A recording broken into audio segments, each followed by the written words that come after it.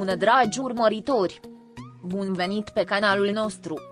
Te afli la adresa potrivită, unde poți accesa instantaneu cele mai recente știri. Când Halil Ibrahim a apărut în fața camerelor de filmat în acea zi, nimeni nu și-ar fi putut imagina ce urma să spună.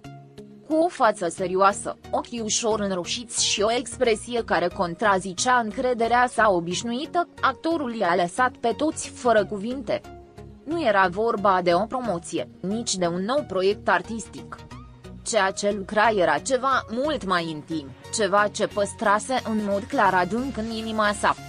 Și, într-o lume în care totul pare repetat cu grijă, sinceritatea sa i-a dezarmat chiar și pe cei mai sceptici. În cameră s-a amuțit imediat ce a deschis gura. Toată lumea a înțeles în acel moment că ceea ce urma să spună nu va fi ușor, nici pentru el, nici pentru cei care îl ascultau.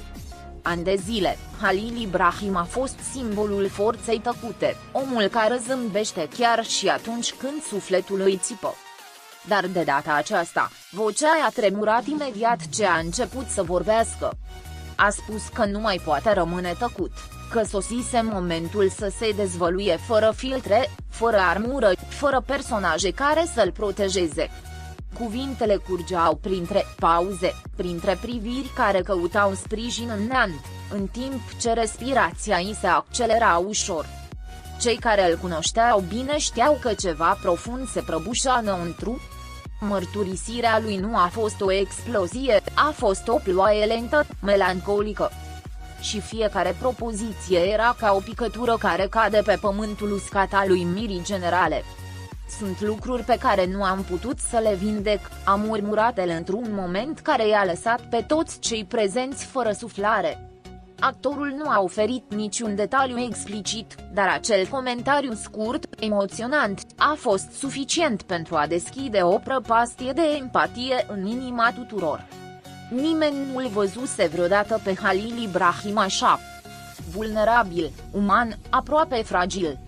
A recunoscut că zâmbetul său era adesea doar o modalitate de a supraviețui propriilor furtuni interioare. Că lumina reflectoarelor și aplauzele nu sunt suficiente pentru a ilumina anumite colțuri întunecate ale sufletului. Declarația sa, departe de a arăta slăbiciune, a dezvăluit un curaj rar, acela de a se privi în față.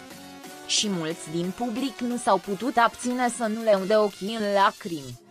De-a lungul anilor, viața lui a fost plină de zvonuri, iubiri intense, suferințe amoroase reduse la tăcere și sacrificii invizibile. Dar Halil Ibrahim nu a vorbit niciodată despre lumea sa interioară, păstrând-o cu grijă separată de persoana sa publică. De data aceasta, însă, a spus că tăcerea nu îi mai face niciun bine. Că există răni care sângerează și mai mult atunci când sunt ascunse. Că simularea normalității îl epuiza. Actorul părea obosit, dar nu învins, trist, dar nu resemnat. În ochii lui se citea un amestec de durere și eliberare. Ca cineva care a plâns în secret mult timp și, în sfârșit, își permite să o facă cu voce tare.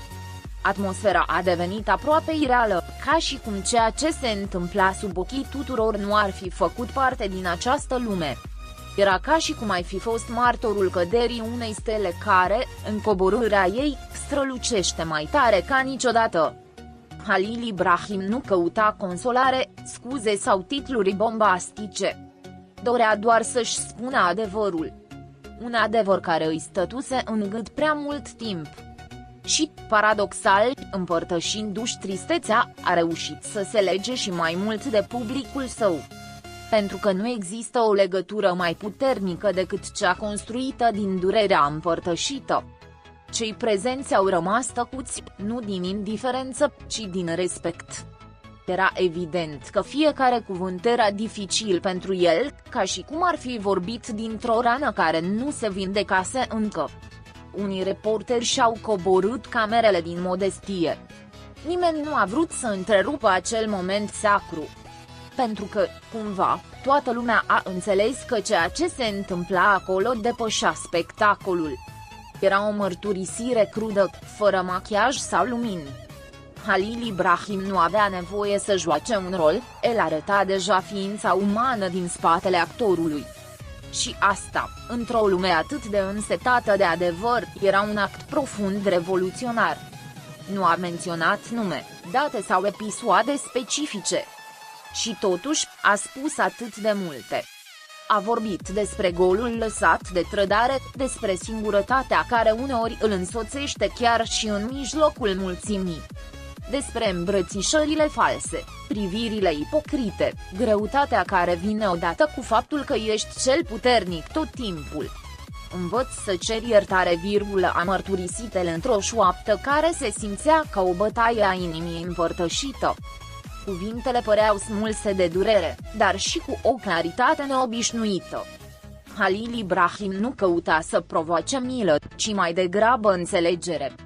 Și asta l-a făcut și mai puternic. Rețelele de socializare au explodat imediat ce înregistrarea a fost lansată.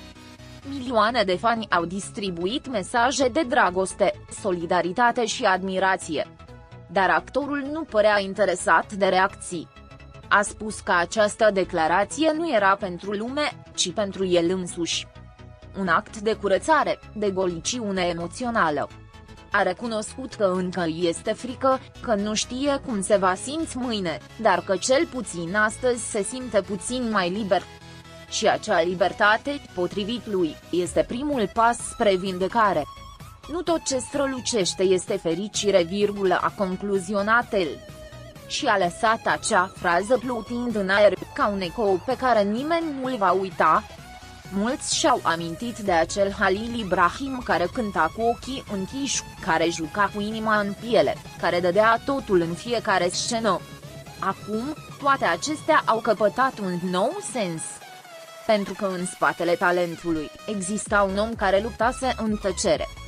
Care umblase printre umbre în timp ce dădea lumină altora.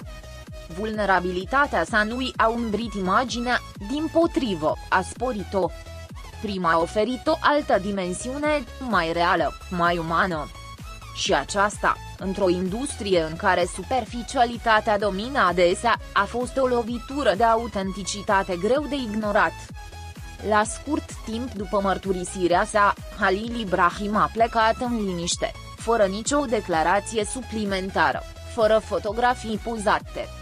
Doar o ultimă privire prin încăpere, un gest de mulțumire și o ieșire la fel de discretă ca intrarea sa. Nimeni nu l-a oprit.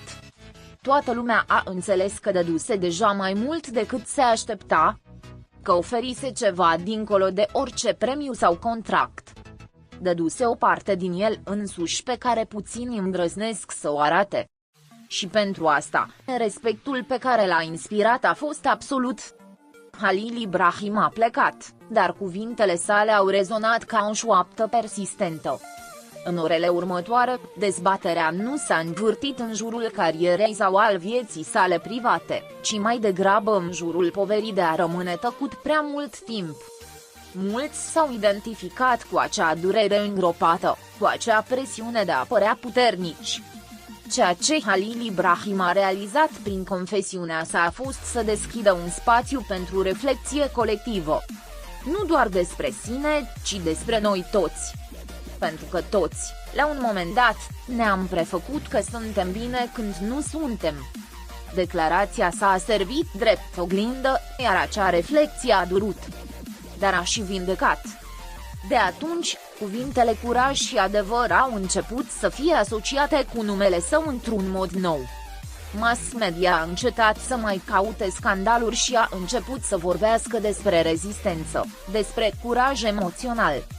Halil Ibrahim nu căuta titluri, dar a ajuns să genereze unul dintre cele mai profunde acte din cariera sa. Ceea ce a spus va fi ținut minte nu ca un scandal, ci ca un act de iubire de sine. Unul care îi poate inspira pe mulți alții să facă același lucru. Pentru că, uneori, cel mai revoluționar lucru este pur și simplu îndrăznirea de a vorbi. Unii prieteni apropiați au vorbit la scurt timp după aceea, declarând că Halil Ibrahim trecea printr-un proces de introspecție. Că a fost înconjurat de puțini oameni care îl cunosc cu adevărat. Și, deși nu a fost ușor să facă acel pas, astăzi se simte mai ușor. Actorul nu a mai acordat niciun interviu nou de atunci. A preferat să rămână din nou tăcut, dar de data aceasta nu ca refugiu, ci ca o alegere. Pentru că există adevăruri care, odată rostite, nu mai trebuie explicate. Doar simțite, digerate, trăite. Halil Ibrahim nu mai are nevoie de nicio dovadă de putere. Le-a dat deja pe toate. Ceea ce a făcut în acel moment a fost poate cel mai curajos lucru din întreaga sa carieră. Să se arate așa cum este. Fără înfrumusețări. Fără măști. Și, în acel gest, a câștigat un nou tip de admirație. Una care vine din inimă, nu din faimă. Pentru că toți ne dorim vedete, dar avem nevoie de ființe umane. Și Halil Ibrahim, cu declarația sa dureroasă, ne-a amintit că și stelele plâng. Pascali.